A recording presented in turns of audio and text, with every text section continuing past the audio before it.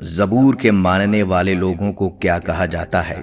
یہ لوگ اس وقت کہاں موجود ہیں؟ بسم اللہ الرحمن الرحیم۔ السلام علیکم۔ یقیناً تمام تعریفیں اللہ کے لیے ہیں، ہم اس کی تعریف بیان کرتے ہیں، اسی سے مدد کے طلبگار ہیں۔ میں گواہی دیتا ہوں کہ اللہ کے سوا کوئی معبود برحق نہیں۔ ناظرین، تورات کے ماننے والوں کو یہودی، انجیل کے ماننے والوں کو کرسچین، جبکہ قرآن مجید کے ماننے والوں کو مسلمان کہا جاتا ہے۔ لیکن زبور کے ماننے والے لوگوں کو کیا کہا جاتا ہے اور یہ لوگ اس وقت کہاں موجود ہیں؟ ہم سب لوگ جانتے ہیں کہ اللہ تعالیٰ نے 4 آسمانی کتابیں مختلف اوقات کے اندر اپنے پیغمبروں پر نازل کیں، جو کہ ترتیب کے لحاظ سے تورات، زبور، انجیل اور قرآن مجید ہیں۔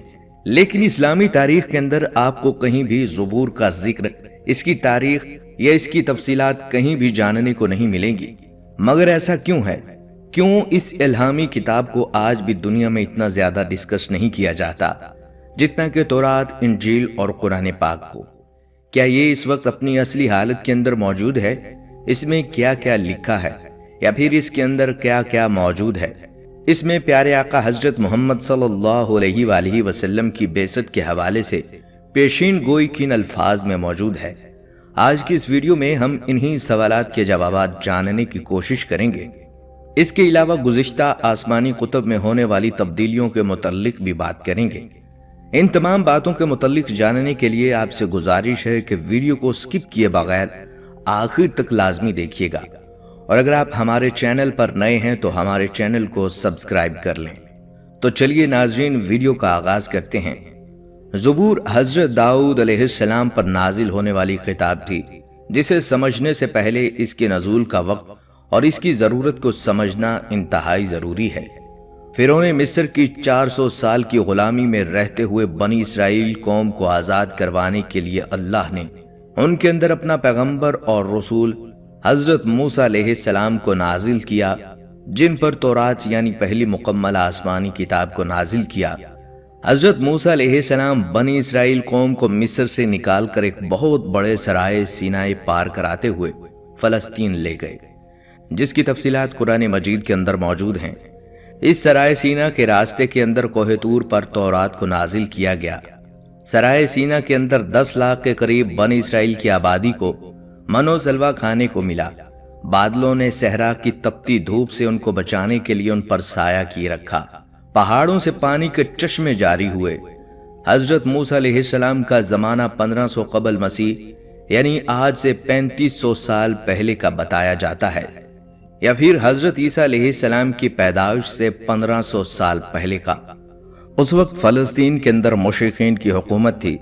حضرت شموئیل علیہ السلام، جو کہ اللہ کے نبی اور پہلے اسرائیلی بادشاہ تھے، انہوں نے کافی عرصہ تک بنی اسرائیل پر حکومت کی، اور جب وہ بوڑھے ہو گئے تو انہوں نے اللہ کے حکم سے طالوت کو ان کا بادشاہ مقرر کیا، اور اس واقعے کا ذکر قرآن کریم کے پارہ نمبر 2 میں سورہ بقرہ کی آیت نمبر 245 سے 252 کے اندر ملتا ہے۔ حضرت طالوت علیہ السلام نے 1000 قبل مسیح سے 1020 قبل مسیح تک حکمرانی کی، اور اسی وقت کے اندر فلسطینی فوج سے ایک فیصلہ کن جنگ ہوئی۔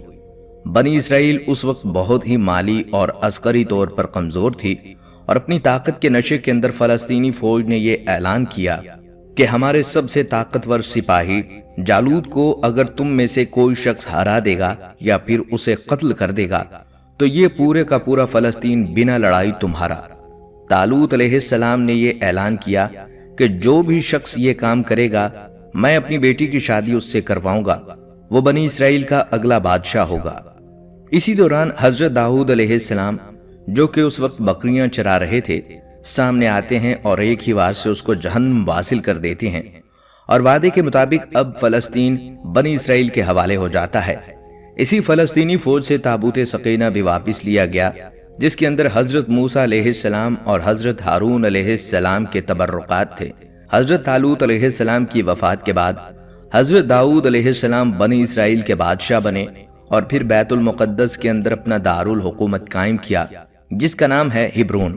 اب تک بنی اسرائیل کے اندر شریعت اللہ کا قانون تورات ہی تھا، اور حضرت داؤد علیہ السلام نے پہلی بار بنی اسرائیل قوم یا پھر یہودی قوم کے لیے باقاعدہ طور پر ایک عبادت گاہ قائم کرنے کی شروعات کی۔ اس سے پہلے یہودیوں کے اندر باقاعدہ طور پر کسی عبادت گاہ کا تصور موجود نہیں تھا۔ یہاں پر تابوت سکینہ کو بھی لا کر رکھا گیا، اور یہ نام اس لیے رکھا گیا کیونکہ یہ حضرت داؤد علیہ السلام کی زندگی کے اندر تعمیر نہیں ہو سکا، بلکہ آپ کے بیٹے اور اگلے پیغمبر حضرت سلیمان علیہ السلام نے اسے تعمیر کیا، جن کے نام کی مناسبت سے اسے ہیکل سلیمانی کہتے ہیں۔ اب کیونکہ بنی اسرائیل قوم کے پاس کتاب بھی تھی، عبادت کا تصور بھی تھا، لہٰذا حضرت داؤد علیہ السلام کی زندگی میں ان پر زبور نازل ہوئی، جس کا لفظی مطلب ہے ٹکڑا۔ اب یہاں پر سب سے اہم اور سمجھنے کی بات یہ ہے کہ زبور کوئی شریعت کی کتاب نہیں ہے، بلکہ اللہ کی تعریف اور حمد و ثنا سے بھری ہوئی کتاب ہے، کیونکہ اللہ نے حضرت داؤد علیہ السلام کو لوہے کو نرم کرنے کی طاقت اور انتہائی خوبصورت آواز عطا کرنے کے ساتھ ساتھ اللہ کی حمد و ثنا اتنے خوبصورت انداز کے اندر بیان کرنے کا معجزہ عطا کیا تھا، جو کہ آج تک کسی اور کو عطا نہیں کیا۔ زبور کی پوری کتاب بھی اللہ کی تعریف، اس کی بڑائیوں اور اس کی حمد و ثنا سے بھری ہوئی ہے۔ تاہم یہ کہا جاتا ہے کہ اس کے اندر زندگی گزارنے کے کوئی احکامات موجود نہیں ہیں، نہ ہی کوئی تاریخی پیشگوئیاں یا اخلاقیات، ایسا کچھ بھی نہیں۔ یعنی زبور کی بنیاد پر کسی معاشرے کی بنیاد نہیں رکھی جا سکتی، یہ کوئی الگ سے شریعت یا اللہ کا قانون نہیں ہے، جبکہ اس کے برعکس علماء نے یہ بات بتائی ہے، زبور کے اندر نبی کریم صلی اللہ علیہ وآلہ وسلم کی بعثت کی پیشگوئی موجود ہے، جس کے متعلق آگے چل کر تفصیل میں بات کریں گے۔ ناظرین، اس کتاب کے نازل ہونے کے بعد بنی اسرائیل قوم کو باقاعدہ طور پر اللہ کی حمد و ثنا اور اس کی عبادت کا طریقہ سکھایا گیا۔ حضرت داؤد علیہ السلام اپنے ساز کے ساتھ جب بھی زبور کی تلاوت کیا کرتے تھے تو آسمان، پہاڑ، ندیاں ان کی آواز کو سن کر آپ کے ساتھ جھومنے لگ جاتی۔ اس کلام اور آپ کی آواز کے اندر اتنا اثر تھا کہ یہ دنیا کے اندر انسانوں کو جنت کی آواز محسوس ہوا کرتی۔ حضرت داؤد علیہ السلام کی وفات کے بعد یہ آواز تو باقی نہ رہی، مگر یہ کلام بنی اسرائیل قوم ہیکل سلیمانی کے اندر خدا کی بڑائی اور اس کی عبادت کو بیان کرنے کے لیے پہلے بھی پڑھا کرتی تھی اور آج بھی پڑھتی ہے، جو کہ ظاہر ہے ہزاروں سالوں سے ایک نسل سے دوسری نسل تک پاس ہوتے ہوئے اپنی اصلی حالت کے اندر آج نہ تو مکمل طور پر محفوظ ہے اور نہ ہی اس کے اندر مکمل طور پر وہ چیزیں موجود ہیں جو حضرت داؤد علیہ السلام پر اللہ تعالیٰ نے نازل فرمائی تھیں۔ یہ تمام آسمانی الفاظ، یعنی حضرت موسیٰ علیہ السلام پر نازل ہونے والی تورات سے پہلے کے صحیفے، خود تورات اور زبور کو عہد نامہ قدیم کے نام سے جانا جاتا ہے، جبکہ انجیل مقدس کے تمام نسخوں اور رسولوں کے اعمال، حواریوں کے خطوط اور مقاشہ جس کے اندر شامل ہیں، ان کو عہد نامہ جدید کہا جاتا ہے۔ زبور کی کچھ آیات کا ترجمہ میں آپ کو پڑھ کر سنا دیتا ہوں تاکہ آپ کو بہتر طور پر پوری کتاب کا مقصد سمجھ میں آ جائے۔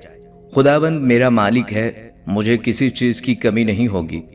وہ مجھے ہری بھری چراگاہوں کے اندر بٹھاتا ہے اور مجھے سکون کے چشموں کے پاس لے جاتا ہے۔ وہ میری جان کو زندہ رکھتا ہے، وہ مجھے اپنے نام کی خاطر سچ کی راہوں پر لے چلتا ہے۔ چاہے موت کی کسی وادی سے میرا گزر ہو تو بھی میں کسی بلا سے نہیں ڈروں گا، کیونکہ تو میرے ساتھ ہے۔ تیرے عصا اور تیری لاٹھی سے مجھے تسلی ملتی ہے۔ تو نے میرے دشمنوں کے مقابلے میں میرے سامنے دسترخوان بچھایا۔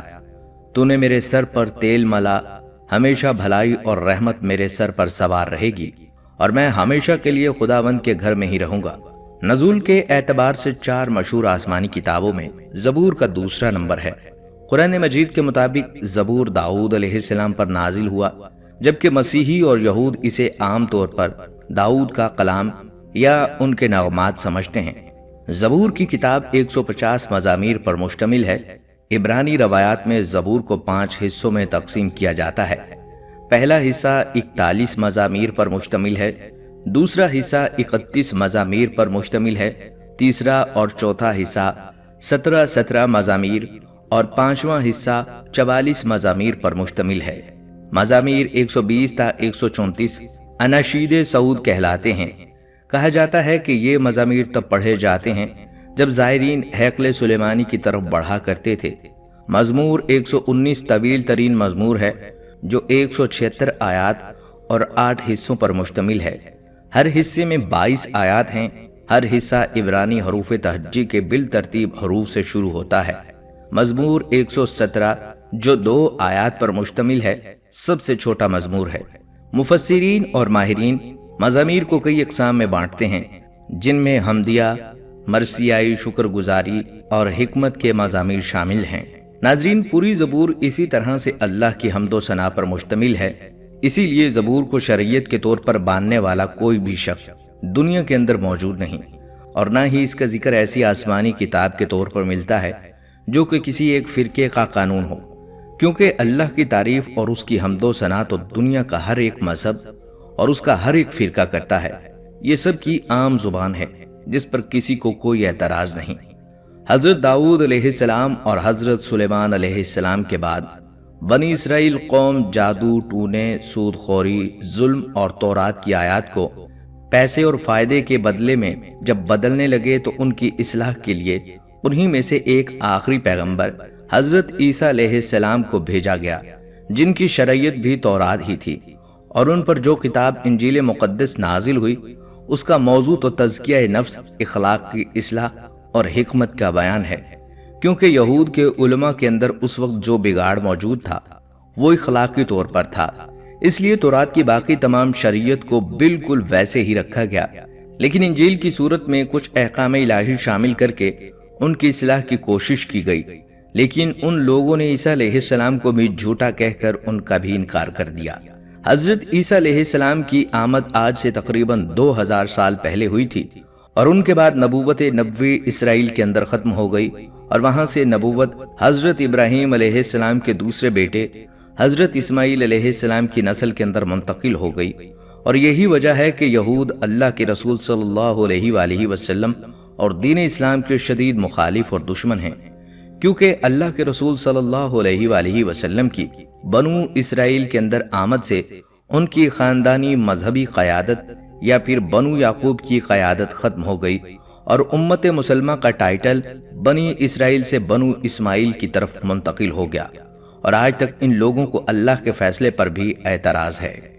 ناظرین، اگر زبور کے متعلق باقی مذاہب کی رائے کی بات کی جائے تو اسلام میں زبور داؤد علیہ السلام پر نازل ہوئی، اور یہ 4 آسمانی کتابوں میں سے ایک ہے۔ زبور 4 آسمانی کتابوں یعنی قرآن کریم، انجیل اور تورات سے دوسرے نمبر پر نازل ہوئی۔ مسیحیت میں زبور کے مزامیر کو داؤد کے گیت سمجھا جاتا ہے جو انہوں نے خدا کی شان میں بنائے۔ یہ عہد نامہ قدیم کا حصہ ہیں اور اکثر مواقعوں پر پڑھے جاتے ہیں۔ زبور کو خدا کا کلام سمجھا جاتا ہے، لیکن ان کو خدا کی قدرت سے داؤد علیہ السلام نے خود بنایا۔ یہودیت میں زبور تنخ کا حصہ ہے۔ اس کے کئی مزامیر داؤد علیہ السلام کے بنائے گئے سمجھے جاتے ہیں، اور کئی سلیمان علیہ السلام کے بنائے ہوئے۔ حمدیہ مزامیر کو عبادت میں پڑھا جاتا ہے۔ ناظرین، زبور مزامیر کے 5 مجموعے پر مشتمل ہے۔ پہلا مجموعہ گیت 1 تا 41 تک ہے، دوسرا مجموعہ گیت 42 تا 72 تک ہے، تیسرا 73 تا 79 تک ہے، چوتھا مجموعہ گیت 90 تا 106 تک ہے، پانچواں مجموعہ گیت 107 تا 150 تک کے مزامیر پر مشتمل ہے۔ اس کتاب کی تصنیف و تالیف کے زمانے کا اندازہ 586 تا 1440 قبل مسیح کے درمیان کا ہے۔ اس کتاب کے زیادہ تر مزامیر داؤد علیہ السلام سے منسوب ہیں، اس لیے بعض لوگ اسے داؤد کی تصنیف بتاتے ہیں۔ بائبل کے علماء اس کتاب کے 150 میں سے 73 گیت داؤد سے منسوب کرتے ہیں، 9 کو قورح سے منسوب کرتے ہیں، 2 کو سلیمان سے منسوب کرتے ہیں، 1 کو ایتان سے منسوب کرتے ہیں، 1 کو ہیمان سے منسوب کرتے ہیں، 1 کو موسیٰ سے منسوب کرتے ہیں، 12 کو آصف سے منسوب کرتے ہیں۔ 51 مزامیر ایسے ہیں جن کی تخلیق کاروں کے نام معلوم نہیں۔ انجیل میں کتاب اعمال باب 4 آیت 25 اور کتاب عبرانیوں باب 4 آیت 7 کے مطابق مزامیر 2 اور 95 داؤد کی تخلیق بتائے جاتے ہیں۔ بعض مزامیر کے شروع میں موسیقاروں کے لیے راگ اور سور کی رہنمائی کے لیے کچھ ہدایات عبرانی زبان میں درج ہیں، جن کو کوئی واضح مطلب سمجھ میں نہیں آ سکتا۔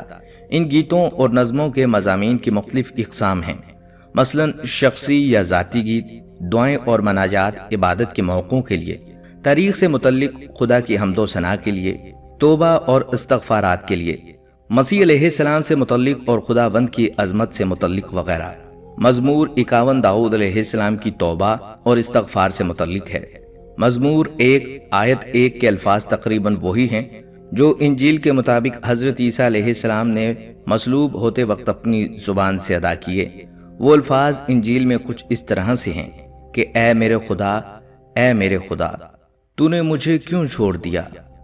اس کتاب کے کئی مزامیر یہودی عبادتوں میں بڑے احترام کے ساتھ گائے اور پڑھے جاتے ہیں۔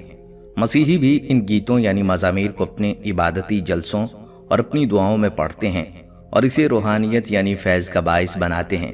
ان مزامیر کے متعلق مسیحیوں کا عقیدہ ہے کہ وہ یسوع مسیح کے دکھوں، خصوصاً ان کی صلیبی موت کے متعلق ہیں۔ انہی کی وجہ سے وہ آپ کے ابن داؤد کہلائے جانے کے باعث آپ کی ابدی بادشاہی اور جاہ و چشمت کی طرف اشارہ کرتے ہیں۔ اس کتاب میں بھی اللہ تعالیٰ کو بطور خالق کائنات پیش کیا گیا ہے۔ کائنات کو اس کی صنعت گری کہا گیا ہے اور اس کے عجائبات کی طرف بھی بہت دلکش انداز میں اشارے کیے گئے ہیں، یعنی آسمان، اجرام فلکی، زمین، سمندر، درخت، موسم، حیوانات، بھیڑ، بکریاں اور مچھلیاں وغیرہ۔ بعض مزامیر انسان کے مقام اور انجام، مسیح علیہ السلام کی عزا کشی اور صلیبی قربانی سے متعلق سمجھے جاتے ہیں۔ بعض بنی اسرائیل کے مصر کی غلامی سے نجات پانے اور ان کی صحرا نوردی اور ان کے عروج و زوال سے متعلق ہیں۔ ان سب سے یہ ظاہر کرنا مقصود ہے کہ اللہ تعالیٰ کبھی اپنے نیک بندوں کو فراموش نہیں کرتا، اپنے نیک بندوں کو تنبیہ یعنی وارننگ ضرور دیتا ہے اور مصیبت سے نجات کے انتظام بھی خود کرتا ہے۔ زبور کا مزمور 23 جس کے الفاظ کچھ اس طرح سے ہیں کہ خداوند ہی میرا چوپان ہے، عام طور پر ہر مسیحی اور یہودی کی زبان پر رہتا ہے اور خطرے اور مصیبت کے وقت بکثرت پڑھا جاتا ہے۔ ناظرین، اب بات کرتے ہیں زبور میں نبی کریم صلی اللہ علیہ وآلہ وسلم کی بعثت کے حوالے سے پیش گوئی کی۔ قرآن مجید میں رسول اللہ صلی اللہ علیہ وآلہ وسلم کی سعادت کے متعدد دلائل بیان کیے گئے ہیں۔ ان میں سے ایک دلیل جو بار بار دہرائی جاتی ہے وہ یہ ہے کہ پچھلے صحیفوں میں آپ کی آمد کے متعلق مختلف پیش گوئیاں بیان کی ہوئی ہیں اور بلا شبہ آپ ان صحیفوں میں بیان کردہ انبیاء علیہ السلام کی پیش گوئیوں کا واحد مصداق ہیں۔ تاہم جس پیش گوئی کا ہم نے ذکر کیا وہ زبور کے ایک دوسرے مزمور یعنی زبور 118 میں آئی ہے۔ یہ مزمور حضرت داؤد علیہ السلام کی عین حالت حج میں کہا گیا ہے۔ اس مزمور کے کئی حصے ہیں۔ خداوند کا شکر کرو کیونکہ وہ بھلا ہے اور اس کی شفقت ابدی ہے۔ اسرائیل اب کہتے ہیں کہ اس کی شفقت ابدی ہے۔ ہارون کا گھرانہ اب کہے اس کی شفقت ابدی ہے۔ خداوند سے ڈرنے والے اب کہیں اس کی شفقت ابدی ہے۔ یہ ابتدائی آیات یعنی 1 تا 4 اللہ کی حمد و ثنا پر مشتمل ہیں، جبکہ آخری آیت یعنی 29 میں بھی یہی حمدیہ مضمون دہرایا گیا ہے۔ یہی حمدیہ، یہ انداز زبور کی وجہ شہرت بنی۔ پھر آیت 5 سے 18 تک وہ یہ بیان کرتے ہیں کہ کس طرح ان کے دشمنوں نے انہیں گھیر لیا تھا اور فلسطین کی تمام قومیں ان کے خلاف ایک ہو گئی تھیں، مگر انہوں نے اللہ سے مدد مانگی اور اسی پر بھروسہ رکھا تو اللہ نے انہیں دشمنوں سے نجات عطا فرما دی۔ پھر وہ اپنے لیے اس مزمور میں ایک عظیم پیشگوئی کرتے ہیں، وہ یہ کہ اپنے تمام دشمنوں کو شکست دیں گے اور ان کے مارنے والوں کی تمام تر کوششوں کے برخلاف وہ زندہ رہیں گے اور اللہ کی حمد کرتے رہیں گے۔ کس طرح وہ ایک سخت آزمائش سے تو گزرے مگر آخرکار اللہ نے انہیں بچا لیا۔ فرماتے ہیں میں نے مصیبت میں خداوند سے دعا کی، خداوند نے مجھے جواب دیا اور کشادگی بخشی۔ خداوند میری طرف ہے، میں ڈرنے کا نہیں۔ انسان میرا کیا کر سکتا ہے؟ خداوند میری طرف سے میرے مددگاروں میں ہے، اس لیے میں اپنے عداوت رکھنے والوں کو دیکھ لوں گا۔ انسان پر بھروسہ رکھنے سے بہتر ہے خداوند پر توکل رکھنا۔ سب قوموں نے مجھے گھیر لیا، میں خداوند کے نام سے ان کو کاٹ ڈالوں گا۔ انہوں نے مجھے گھیر لیا، بے شک گھیر لیا، میں خداوند کے نام سے ان کو کاٹ ڈالوں گا۔ انہوں نے شہد کی مکھیوں کی طرح مجھے گھیر لیا، وہ کانٹوں کی طرح آگ کی طرح بجھ گئے، میں خداوند کے نام سے ان کو کاٹ ڈالوں گا۔ تو نے مجھے زور سے دھکیل دیا کہ گر پڑوں، لیکن خداوند نے میری مدد کی۔ خداوند میری قوت اور میرا گید ہے، وہی میری نجات ہوا۔ صادقوں کے خیموں میں شادمانی اور نجات کی راگنی ہے۔ خداوند کا داہنا ہاتھ دلاوری کرتا ہے، خداوند کا داہنا ہاتھ بلند ہوا، خداوند کا داہنا ہاتھ دلاوری کرتا ہے، میں مروں گا نہیں بلکہ جیتا رہوں گا اور خداوند کے کاموں کو بیان کروں گا۔ خداوند نے مجھے سخت تنبیہ تو کی ہے لیکن موت کے حوالے نہیں کیا۔ آیت 19 سے وہ سلسلہ کلام ہے جس میں وہ حرم میں داخل ہوتے ہوئے وہ مشہور پیش گوئی کرتے ہیں جس کا شروع میں ذکر ہوا۔ انداز سے صاف ظاہر ہے کہ وہ اس سے قبل کی آیات وہ راستے میں پڑھ رہے تھے، مگر اب وہ حرم میں داخل ہو رہے ہیں اور حرم کو سامنے دیکھ کر اللہ کو براہ راست مخاطب ہو کر گفتگو کر رہے ہیں۔ فرماتے ہیں، صداقت کے پھاٹکوں کو میرے لیے کھول دو، میں ان سے داخل ہو کر خداوند کا شکر کروں گا۔ خداوند کا پھاٹک یہی ہے، صادق اس سے داخل ہوں گے۔ میں تیرے شکر کروں گا کیونکہ تو نے مجھے جواب دیا اور خود میری نجات بنا ہے۔ اب اس کے بعد حرم کے سامنے کھڑے ہو کر حجر اسود کو دیکھ کر فرماتے ہیں، یہ وہی پیشگوئی ہے جس کا ذکر سیدنا مسیح نے کیا۔ جس پتھر کو معماروں نے رد کیا وہی کونے سے سرے کا پتھر ہو گیا، یہ خداوند کی طرف سے ہوا اور ہماری نظر میں عجیب ہے۔ یہ وہی دن ہے جسے خداوند نے مقرر کیا، ہم اس میں شادمان ہوں گے اور خوشی منائیں گے۔ اے خداوند بچا لے، اے خداوند خوشحالی بخش۔ اس کے بعد سرکار دو عالم صلی اللہ علیہ وآلہ وسلم کی آمد کی پیش گوئی اس طرح کرتے ہیں، مبارک ہے وہ جو خداوند کے نام سے آتا ہے، ہم نے تم کو خداوند کے گھر سے دعا دی، یہی وہ خدا ہے اور اسی نے ہم کو نور بخشا ہے۔ قربانی کو مذبحہ کے سینگوں سے رسیوں سے باندھو، تو میرا خدا ہے میں تیرا شکر کروں گا، تو میرا خدا ہے میں تیری تمجید کروں گا۔ خداوند کا شکر کرو کیونکہ وہ بھلا ہے، اس کی شفقت ابدی ہے۔ اوپر لکھے ہوئے الفاظ پر پھر غور کیجئے، مبارک ہے وہ جو خداوند کے نام سے آتا ہے۔ آیت 26۔ ہر قرینہ اس بات کا گواہ ہے کہ آنے والی ہستی نبی کریم صلی اللہ علیہ وآلہ وسلم کی ہستی ہے اور یہ الفاظ حرم میں ادا کیے جا رہے ہیں۔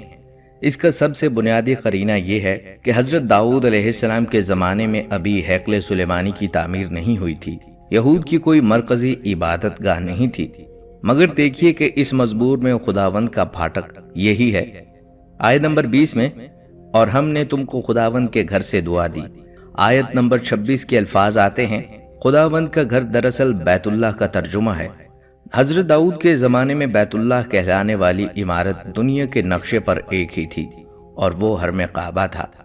مزید اس مزمور میں وہ قربانی اور قربان گاہ یعنی مذبحہ کا ذکر کرتے ہیں۔ آیت 27، کیا یہ بات مسلمانوں کو بتانے کی ضرورت ہے کہ حج کے موقع پر حرم مکہ میں قربان گاہ اور قربانی کا زیارت سے کیا تعلق ہوتا ہے؟ پھر جو پیش گوئی کونے کے پتھر کے تعلق سے بیان ہوئی وہ واضح رہے کہ بنی اسماعیل کے حوالے سے ہے۔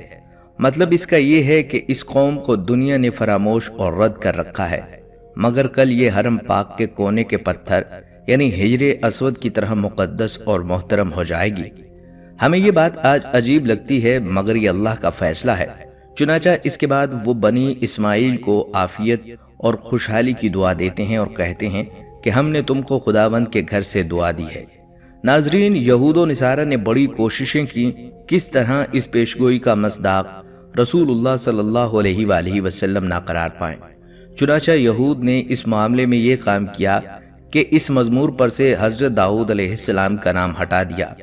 خیال رہے کہ موجودہ زبور میں بعض مزامیر بعد میں آنے والے کے بھی ہیں۔ غالباً ان کا خیال تھا کہ نہ رہے گا بانس اور نہ بجے گی بانسری کے بمصداق۔ جب حضرت داؤد علیہ السلام کی نسبت ہی نہیں رہی تو یہ پیشگوئی اپنی اہمیت کھو بیٹھے گی، مگر اس پیشگوئی کو حضرت عیسیٰ علیہ السلام نے انجیل میں دہرا کر اس کی اہمیت کو اتنا نمایاں کر دیا کہ کوئی ایسی کوشش اب مؤثر نہیں ہو سکتی۔ ایک دوسری بات یہ کی جاتی ہے کہ یہ حضرت داؤد علیہ السلام کا کلام اس لیے نہیں ہو سکتا کہ اس میں بیت اللہ یا خداوند کے گھر اور قربانی اور قربان گاہ کا ذکر آیا ہے، جیسا کہ پیچھے بیان ہوا کہ ہیکل سلیمانی تو حضرت داؤد علیہ السلام کے بعد حضرت سلیمان علیہ السلام نے بنوایا تھا۔ چنانچہ ان لوگوں کے نزدیک یہ بات بالکل واضح ہے کہ خداوند کے گھر جیسے کسی الفاظ کا کوئی مسمى حضرت داؤد علیہ السلام کے زمانے میں موجود ہی نہیں تھا۔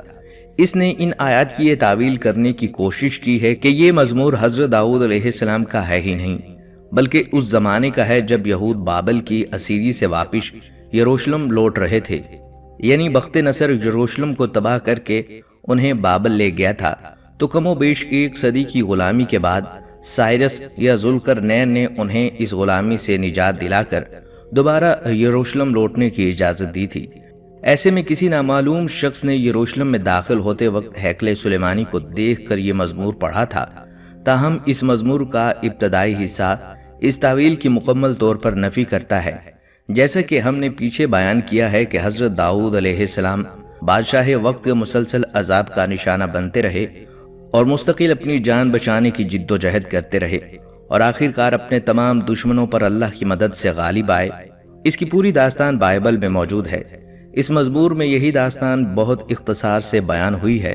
اس داستان کا بابل سے لوٹنے والے لوگوں سے بالکل کوئی تعلق نہیں، وہ تو خود مغلوب ہو کر عراقیوں کی قید میں تھے، جبکہ یہاں داؤد علیہ السلام یہ کھلی ہوئی پیشگوئی کر رہے ہیں۔ سب قوموں نے مجھے گھیر لیا، میں خداوند کے نام سے ان کو کاٹ ڈالوں گا۔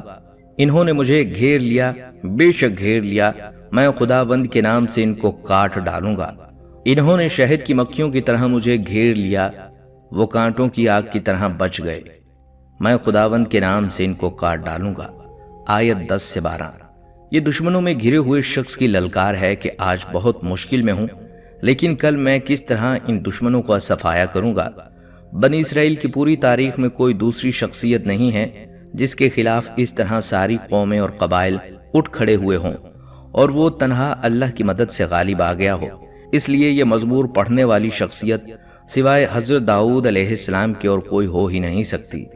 ناظرین، مسیحی حضرات اس کی تعویل کرتے ہیں جو آسمانی صحائف میں موجود نبی صلی اللہ علیہ وآلہ وسلم کی دیگر پیشگوئیوں کی کرتے ہیں، یعنی ان کا مصداق حضرت عیسیٰ علیہ السلام ہے، نہ کہ نبی آخر الزمان۔ لیکن اول تو یہی بات کہ پیشگوئی حرم مکہ میں کی گئی ہے، اس بات کی کوئی گنجائش نہیں چھوڑتی کہ جس آنے والے کا ذکر ہے وہ نبی عربی کے علاوہ کوئی اور ہو۔ مگر اس سے زیادہ اہم بات یہ ہے کہ انجیل میں اس کی پیشگوئی کو نقل کرنے کے بعد اس کی جو شرح خود مسیح نے کی ہے، اس کے مطابق ان کی اپنی زندگی اور ان کی قوم کسی طور پر اس پیشگوئی کا مصداق نہیں بن سکتی۔ مسیحی حضرات کہتے ہیں کہ اس پیشگوئی کا مصداق مسیح ہیں، جبکہ اکا دکا وہ مسلمان اہل علم جنہوں نے اس پیشگوئی کو موضوع بنا لیا ہے یہ کہتے ہیں کہ اس سے مراد ہمارے نبی ہیں۔ راقم یہ نقطہ نظر پیش کر رہا ہے کہ کونے کا پتھر کا مصداق کوئی فرد نہیں بلکہ قوم ہے۔ یہی بات حضرت داؤد علیہ السلام نے زبور میں بیان کی تھی، اور یہی چیز انجیل میں سیدنا مسیح نے بالکل کھول کر رکھ دی۔ تاہم اس کے لیے انجیل کے بیان کو بڑا سمجھنا ہوگا۔ انجیل کی کتاب متی باب 21 کی آیت 23 سے یہ واقعہ بیان ہونا شروع ہوتا ہے کہ حضرت عیسیٰ علیہ السلام ہیکل سلیمانی میں کھڑے ہو کر دعوت دے رہے تھے کہ یہود سردار اور کاہن ان کے ارد گرد جمع ہو گئے اور ان پر اعتراض کرنے لگے کہ تم یہ کام کس اختیار کے تحت کر رہے ہو۔ اس پر حضرت عیسیٰ علیہ السلام نے پہلے ان کے کفر پر ان کو تنبیہ کی اور پھر ایک تمثیل کی زبان میں انہیں بتایا کہ اللہ کا عذاب ان پر آیا چاہتا ہے اور اب انہیں فارغ کر کے ایک دوسری قوم کو یہ منصب رائے دیا جائے گا۔ اس کے بعد انہوں نے حضرت داؤد علیہ السلام کی زیر بحث پیش گوئی کی اور ساتھ میں خود اس کی شرح اس طرح کرتے ہوئے فرمایا، اس لیے میں تم سے کہتا ہوں کہ خدا کی بادشاہی تم سے لے لی جائے گی اور اس قوم کو جو اس کے پھل لا کر دے دے گی، اور جو اس پتھر پر گرے گا ٹکڑے ٹکڑے ہو جائے گا، لیکن جس پر وہ گرے گا اسے پیس ڈالے گا۔ اور جب سردار کاہنوں اور فرسیسیوں نے اس کی تمثیلیں سنی تو سمجھ گئے کہ ہمارے حق میں کہتا ہے، اور وہ اسے پکڑنے کی کوشش میں تھے، لیکن لوگوں سے ڈرتے تھے کیونکہ وہ اسے نبی جانتے تھے۔ حضرت عیسیٰ علیہ السلام نے صاف واضح کر دیا کہ یہاں ایک قوم زیر بحث ہے، کوئی فرد نہیں۔ یعنی بنی اسرائیل کو اللہ عذاب دے کر جب منصف امامت سے فارغ کر دیں گے تو پتھر یعنی بنی اسرائیل جنہیں یہود بے وقت سمجھتے تھے، کونے کے سرے کا پتھر ہو جائے گا۔